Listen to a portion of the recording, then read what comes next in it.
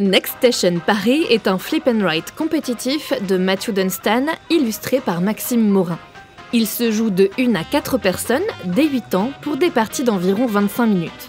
Devenez le meilleur architecte du réseau métropolitain de Paris en utilisant les croisements aériens pour relier les monuments emblématiques de la capitale et en optimisant les raccourcis de la plateforme centrale. Chaque personne commence la partie avec une feuille et un crayon de couleur. Celui-ci vous indique la couleur de votre station de départ et la première ligne que vous allez tracer. Le jeu se déroule en 4 manches, dont le nombre de tours et la durée dépendent du tirage des cartes. À chaque tour, révélez une carte station. Elle s'applique à tout le monde. Elle vous indique la forme de la prochaine station que vous pouvez connecter avec votre ligne. Tracez le segment en respectant les pointillés. Vous n'avez pas le droit de croiser une autre ligne, de doubler une autre ligne, ni de revenir sur une station que vous avez déjà desservie avec votre ligne en cours.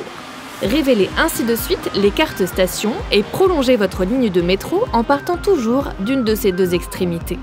Quand la 5e carte station souterraine est révélée, elle est appliquée et c'est ensuite la fin de la manche.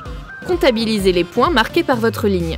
Vous multipliez le nombre de quartiers desservis par le nombre de stations dans le quartier que vous avez le mieux desservi, plus 2 points par monument traversé. Récupérez ensuite le crayon de couleur de votre voisin ou voisine de droite pour passer à la manche suivante.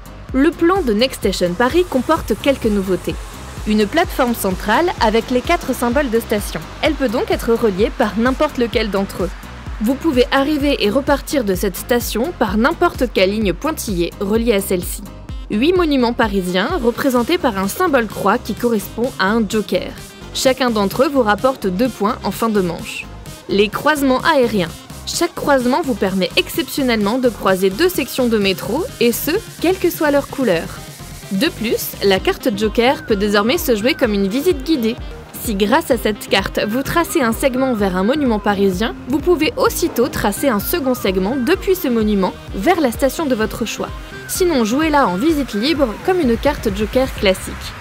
À la fin de la partie, quand vous avez tracé vos 4 lignes de métro, additionnez tous les points marqués par vos lignes, ajoutez les points des croisements aériens que vous avez tracés, puis marquez vos points de correspondance pour chaque station traversée par au moins 2 lignes différentes.